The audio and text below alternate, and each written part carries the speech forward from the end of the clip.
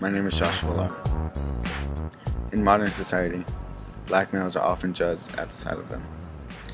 People are quick to assume they know enough about another person by the clothes they wear, haircut they have, or by the color of their skin. African American males are believed to be violent, volatile, dangerous, and uncontrollable. In fact, these types of stereotypes are embedded into people's minds as children. A study performed by Professor Francis Abud found that stereotypes develop at a young age. Kids 3 to 5 were given 6 positive adjectives and 6 negative adjectives, and were asked to match them to a drawing of either a white man or a black man. 70% of the children paired every single positive adjective to the drawing of the white man, and every single negative adjective to the drawing of the black man. Children grow up seeing their heroes in fairy tales and movies as a white man rather than a black man. Black men are often generalized as troublemakers, gangsters, or brutes that commit crime on the daily. Brutes are non-human creatures, beasts, and these beasts can't be controlled or trusted to behave or act rationally. It's because of these stereotypes that black men are incarcerated so frequently. According to the NAACP, nearly 1 million of the 2.3 million people in the prison system are black, and are incarcerated 6 times the rate of white people. Even today, more and more stories seem to be piling up about black men being gunned down or incarcerated by police officers.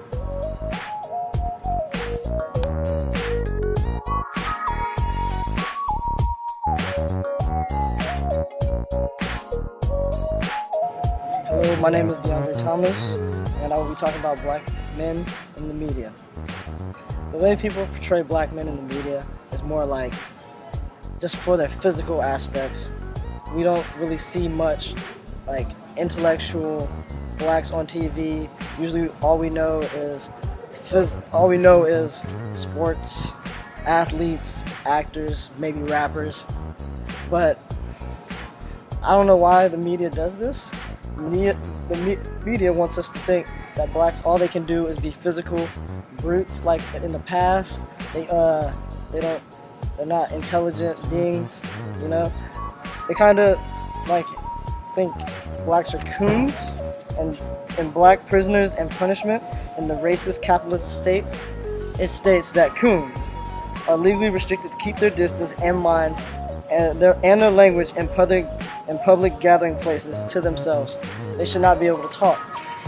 This tells me that people nowadays still think that we are coons and think that we cannot speak in public places because we will say something ignorant or just out of line that should not be said on TV. So pretty much, media thinks that blacks are not, they think they're just athletes, think they're physical beings. They should not be able to talk, or should not be able to speak in public, or else they'll make a fool of the country. I believe that's how people see us portrayed in the media, such as Richard Sherman did in the Super Bowl when he claims to have shut down Michael Crabtree. His actions made black people look bad, and people believe that if one black person acts like that, then all black people act like that, and it doesn't just affect him, it affects all blacks in America.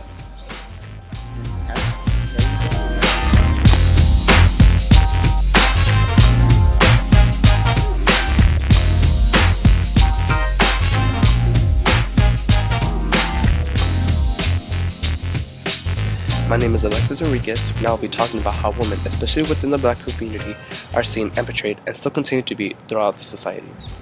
The first term I would like to talk about is the term mammy. The mammy originated in the early 1900s to describe the nurturing mother-like figure in many white families in America. She would be a maid to these families and was stereotypically shown as a black overweight woman with a bonnet over her head.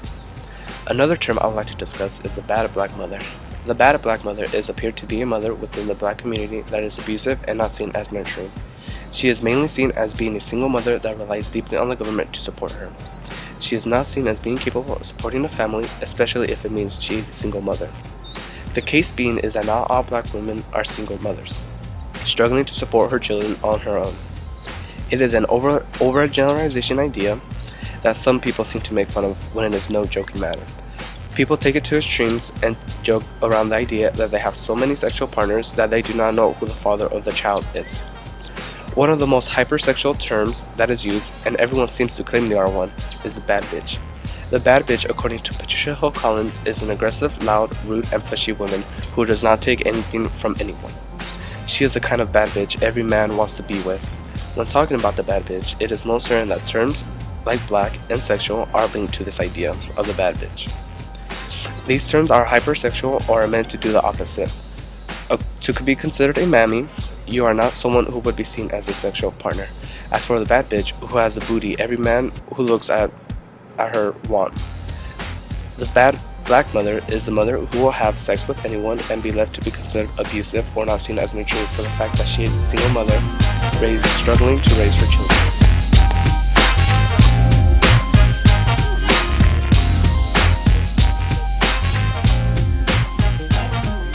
My name's Macy, Pereira, and I'm going to be talking about black women in the media. Black women made their first television debuts playing as mammies and throughout the years have evolved into becoming baby mamas.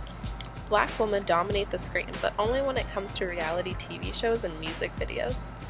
In normal television settings, black women are usually seen as sassy, loud, and sidekicks.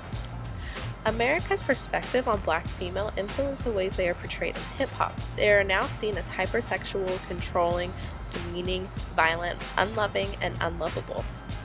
They are given dehumanizing stereotypes such as mammy, whore, exotic, or Jezebel. These representations look over what many black female artists are trying to say in their music. When it isn't actually their music, they're also portrayed as objects for men's pleasure in videos or films. Black male artists, producers, and marketing executives participate in reproducing these images.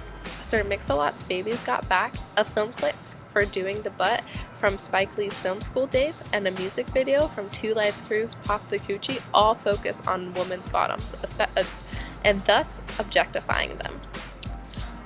In the bigger picture, there really isn't anything wrong with hip-hop emphasizing the beauty of the black woman's body, but if it was only used in a more positive way. The issue now is that it's used demeaning and solely for profits.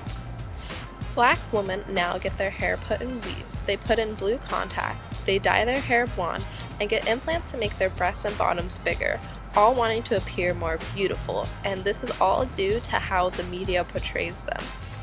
Women, especially black women, have little control of what behind-the-scenes aspects of the media. Women do not make up positions of power. 68% of bosses are men. If black women have no voice or input in the media, our representation is completely left up to others, and that's the issue. With men in power, these representations of black women are never going to change.